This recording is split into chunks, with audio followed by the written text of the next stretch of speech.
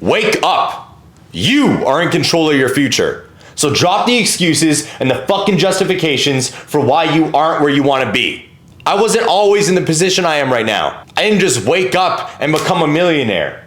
I didn't just wake up in this mansion. I didn't just wake up with the car that I currently drive.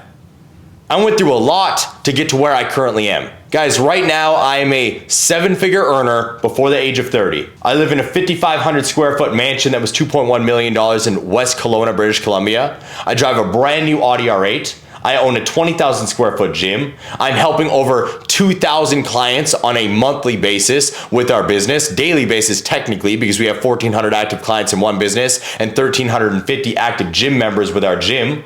I have a beautiful wife, a beautiful brand new baby boy named Cade. My life is good, but it didn't always be this way. It wasn't always like this. I took control of my fucking future. You see, growing up in Thunder Bay, Ontario, which by the way, if you didn't know what Thunder Bay, Ontario was, it is the murder capital of Canada. Now, I'm not saying that to scare you. I'm not saying that to front. It's not like I was in one of the gangs that lived there. It's not like I was in the HA that lives there. I'm just telling you what the city is like. It looks beautiful on the outside, but it is shit on the inside. I grew up in Thunder Bay, Ontario. Now, for the first 14 years of my life, we moved from place to place to place to place. Calgary, Airdrie, outside of Airdrie, Thunder Bay 2-3 times. And then around 12 to 14 years old, we ended up getting stagnant in one home outside in the country. It was actually in Nalulu. You guys can look that up. I'm gonna break it down for you. That's a funny fucking name though. Nalulu. 45 minutes out in the country outside of Thunder Bay, Ontario. Now, we actually lived in around an 800 to 900 square foot trailer out in the country. I didn't come from a rich family. I didn't come from a wealthy family. We struggled a fucking lot. There was a lot of anger. There was a lot of frustration. There was a lot of hard times in my fucking family. Mental and physical abuse, down on money, struggling, scrounging. I still remember to this day, us going from store to store to store to store to stock up on groceries so we could fill the deep freezes that we got off of Value Village or off Facebook Marketplace. Now, at the time, I thought that was just good shopping. Now that I'm older, I realized that we were doing that because we could only bargain shop for meat and food, and we needed to save up for the future because we didn't have money to go shopping every week. I remember times where me and my 2 younger brothers had to bathe in 4 or less inches of bath water because we couldn't afford to fill up the well that we lived on. We went through some shit. Now, don't get me wrong, it wasn't all bad. But there was a lot that we fucking went through, and honestly, it built a lot of resentment up between the family, not just me and the family. And it reached a boiling point at 14 years old where I couldn't fucking handle it anymore. So I left. Now, I didn't leave for good. It's not like I told my parents, go fuck yourselves, I'm out. Even though kinda I did. I would just leave for massive periods of time. I wouldn't come back for months. Because every single time I walked through the fucking door, bam, a fight would start. And then my little brothers had to get in between it. And because the only emotion I knew as a kid that was anger, me and my brothers would fight very violently. And it fucked me up mentally for a long time. It sent me down a dark path of drugs and alcohol for a long fucking time. So when I was leaving my house couch surfing, not wanting to go home, the only fucking thing that me and the homies did while I was couch surfing on their fucking couches or in their sped bedrooms was drink or do drugs.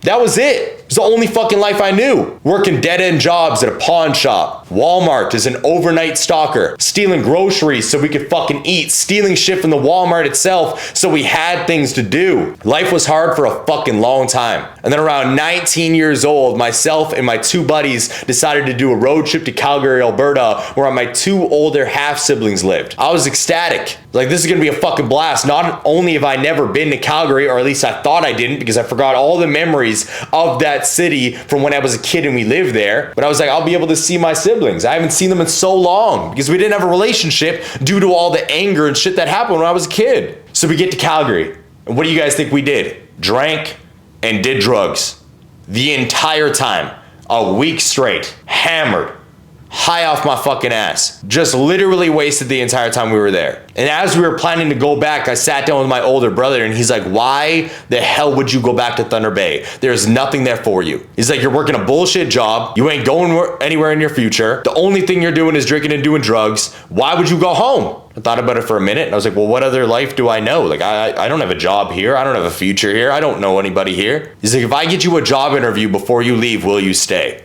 It's like, yes. Yes, I'll stay. So he got me a job interview with a foreman named Kevin at the time. And it was a foreman of an ironworking company, construction company. My interview was honestly hilarious too. When I walked on the job site, all he said is, can you pick up that beam? I was like, yes. And then I picked up the beam. And he's like, awesome, you're hired as a laborer, $18 an hour. It's the most amount of money I'd ever made at that point. It was the first job I had that was well paying that I heard of. So I went back to my friends that day and told them I won't be coming back. And they're like, what the fuck do you mean? I was like, I'm not coming back to Thunder Bay. I got a job. I'm going to be staying in Calgary from now on. I live here now. So they drove back to Thunder Bay, over 27 hours of driving, and I stayed in Calgary. And I thought that was the beginning of my new life. I thought that was going to get me away from the drinking, away from the drugs, away from the bullshit. I thought I was going to be able to better my future. And then quickly, I started to develop arthritis and carpal tunnel in my hands. Now, I don't know if you've ever dealt with this type of pain, but if you have, you know what I'm talking about. It is excruciating. Fucking excruciating. Your wrists and your fingers cramp up so bad that it looks like you have chicken feet as hands. I would wake up like this. So when I was living with my sister at the time, she would literally have to help me dig into my forearms to break up the fascia to deal with the cramps so my hands would open up so I could go back to work. So 22, 21 years old, I could barely move my fucking hands anymore. So quickly after starting to better my life, all right, even though I was drinking all the time still, while knowing nobody, just drinking by my fucking self like a loser, even though I was bettering my life, it quickly changed because I needed to find a solution to not being able to fucking work. So I went to the doctor multiple times and I asked them, what can you do for me? And their response was, nothing. Take some ibuprofen, stretch, work out your hands, you'll be all right. Obviously that didn't fucking work. Thanks, Canadian healthcare. Also didn't have the knowledge I have today when it comes down to body mechanics, health, nutrition, training, stretching, mobility. So I turned to the only thing that I did know, numbing the pain. I found a solution online, and it definitely wasn't ibuprofen. It was Percocets. That's how I got addicted to Percocets, and I was eating 4 to 7 plus a day. So that new life I wanted to have quickly diminished. I didn't have it anymore. I was fucking lost, and this lasted for a long fucking time. So I just became this negative, pessimistic, broke, depressed, angry fucking drug addict ironworker. Working 10 to 12 hours a day outside in either plus 25 or minus 25 in the fucking winter, scaling 60 feet beams, sitting on the cold steel, popping perks all fucking day. And as soon as I get off my shift, I'd go straight to the bar and I'd drink till midnight, sleep for 3 to 6 hours, wake up, do it again. Wake up, do it again. Wake up, do it again. That was my life. And then everything fucking changed because one night, after dealing with so much fucking bullshit, so many times of embarrassment, I looked in the fucking mirror and I was like, I'm done. I'm fucking done being this loser. I'm done being this person.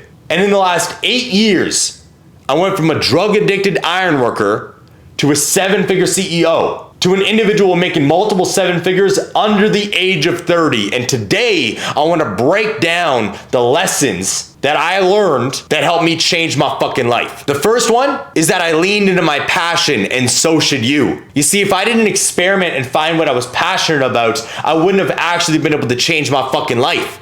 I leaned in to what set my soul on fire. Now, how did I find my passion, which is, by the way, fitness? How did I find it? Well, while I was ironworking and I hit that rock bottom, I asked myself, what can I control right now? Because I wanted to quit. I wanted to change my life. I didn't want to be that fucking loser anymore, but I had no control over so much. I couldn't control my living situation because I didn't have enough money to be able to go get my own place. So I had to couch surf with my brother or sister. I had to live in their house in a spare bedroom.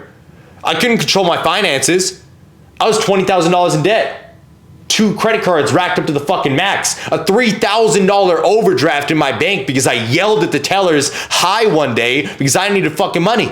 So what could I control? I could control what I put in my mouth. I could control what I did with my time. So I started to eat better. I started to work out. And that's how I found my passion for fitness. And don't get it twisted. I don't agree with the saying, love what you do and you'll never work a day in your life. I think that's bullshit.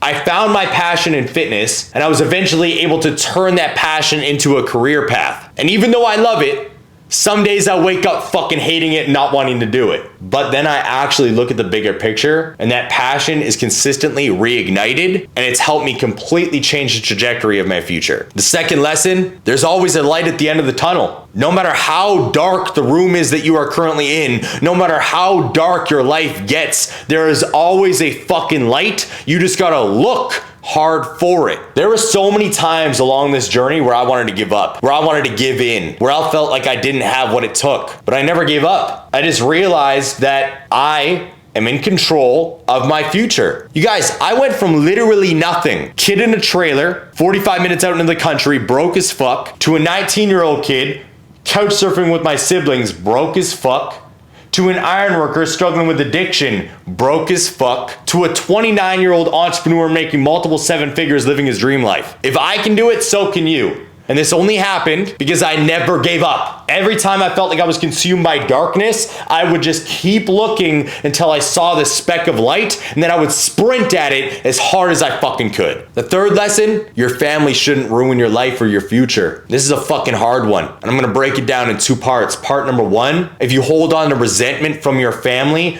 to your family based off of what they did in the past, you will never grow into the individual you want to become. Number two, you should not allow your family's opinions to dictate what you do on a daily basis. You think my family wanted me to express everything I felt and went through when I was a kid? Absolutely not. There are a lot of stories that have come out of my mouth that make my family angry. But at the end of the day, that is my truth. That is my story. Without expression of me, my soul, I cannot be who I am. I cannot become who I want to be. I cannot inspire the next generation to step into their fucking shoes. I also can't impact the world the way I want to if I am allowing their opinions to dictate my steps. So your family should not ruin your life or future. If they are incredibly negative, toxic, pessimistic, stop talking to them. Stop engaging with them. Stop sharing with them. I went through some dark shit with my fucking family. I held resentment for a long fucking time. And then I realized as a man, I can't be who I want to be with that resentment on my shoulder. So even though it's still hard to this day, I try to replace it with forgiveness. And then I hold my dreams close to my chest and I don't express them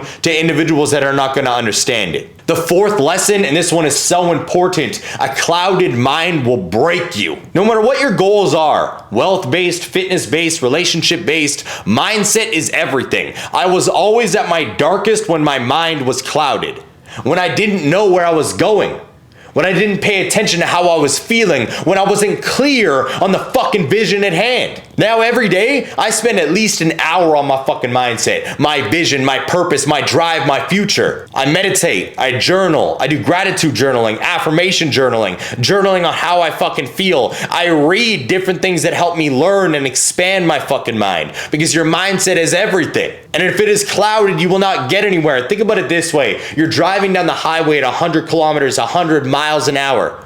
Clear skies, it's great. You wind a corner and boom, you hit fog. Can't see where you're going no more. And if you don't slow down, what's gonna happen? Most likely you're gonna get into a car accident. You're gonna hurt yourself. And God forbid, I'm gonna knock on wood, you get in an accident and die and leave your family behind. A clouded path will break you just like a clouded mind will. So you gotta get clear on the vision, the purpose, why you are grinding in the first place. And then review it every day. Because out of sight, out of mind, if you're not looking, absorbing, breaking down what you want to achieve, very easy to allow those clouds to come in. The fifth lesson, and this was honestly a game changer for my transformation in life, focus on what you can control. We're gonna keep this one short and straight to the fucking point. What the hell are you bitching and complaining about stuff that you can't control? I don't whine about gas prices because I don't make the price of gas. I don't whine about the price of groceries because I don't set the price of groceries. I don't watch the news because I can't control what's on the news. You know what I'm worried about? What I'm gonna eat today. You know what I'm worried about? When I'm gonna train today. You know what I'm worried about? My kid's sleep schedule and his food. You know what I'm worried about? My wife and her day. You know what I'm worried about? My people The shit I can control. There was a Navy SEAL that actually did a podcast on this, and I wish I remembered his name. I'll link him in the description below for you guys. But he did a video podcast breakdown, and he was asked, what is a 5-second tip you can give individuals to work on their mindset and clear their mind and schedule? And he said, write down everything you're worried about on a piece of paper, and then scratch out all of the stuff that you can't control and focus on what you can. That will transform everything. Number 6, block out the noise from others. On the path from where I was to where I am, there were hundreds of people that told me I couldn't do it. There were people that I used to call best friends that said I would never be this successful and I should just go work for them. Told me I'd never make this money. Told me I'd never make this impact. Told me that due to my language, my vocabulary, I would never be able to reach the amount of people I want to. Who's talking now? You gotta block out the fucking noise. A lot of individuals will hate on you because they gave up on that same vision. People hate on what they gave up on. So you gotta block out those thoughts. You gotta block out that noise. You gotta block out that mentality and focus on you, your vision, and your purpose. Number 7, stop fucking apologizing for being yourself. Don't water down your personality. I ain't on this YouTube video, these podcasts, my TikTok, my Instagram, trying to talk like Elon Musk. That ain't me. I ain't trying to act like Mark Zuckerberg. That ain't me. I'm 100% me. At all fucking times, and I will never apologize for it. You don't like swearing? There's the fucking door. You don't like the truth? There's the door. I'm not gonna change who I am to fit in your box. And I'm not gonna dim my light to make you feel comfortable. A lot of you guys are struggling in life because you've turned off who you are. You neglect your personality. You don't ever share your true opinions. And then you are just so angry and bitter all the time because you don't express how you feel. Open up. My classic saying, never fucking apologize for being yourself. If people don't like how you act, how you look, or how you speak, those aren't your fucking people. Don't change who you are to match your surroundings. Pick better surroundings and be you. Which rolls into number 8. The last lesson that I need you to write down. Your surroundings will dictate your future. When I was a drug addict, I was hanging out with drug addicts. When I was struggling with alcohol, I was hanging around alcoholics. When I was broke in life, I was surrounded by broke people. That's the truth. The sad thing is a lot of those surroundings were people that I actually cared about. It's not like they're bad people. It's not like I don't love them still. I've got love in my heart for each and every individual that's not in my life anymore. But their priorities didn't align with mine. Their future didn't align with mine. If they come to me today and say hi, I'll say hi. We'll update each other on each other's lives and we'll go through it. But I'm not gonna have you sit at my table and we're not gonna eat dinner together. Because I'm gonna want to talk about business, family, growth, impact.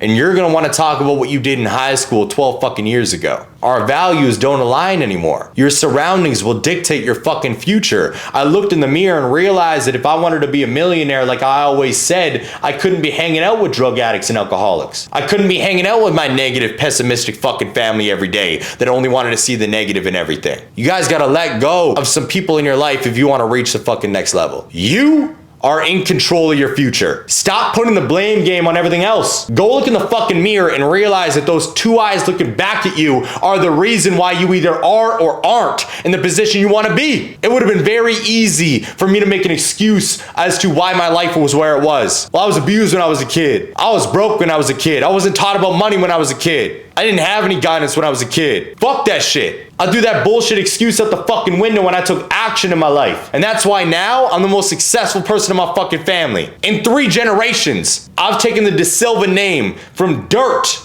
in Portugal to $1 million homes. My dad said that to me and it was the biggest compliment I ever received. Makes me emotional. My grandma, who I've got the most love in this world for, she is my everything, was sleeping on dirt in Portugal. Dirt floors with a concrete home no bigger than this office. And in 3 generations, I've taken our family name to $1 million homes, $1 million incomes, 1 million people impact. You are in control of your fucking future. Stop making excuses for your damn situation.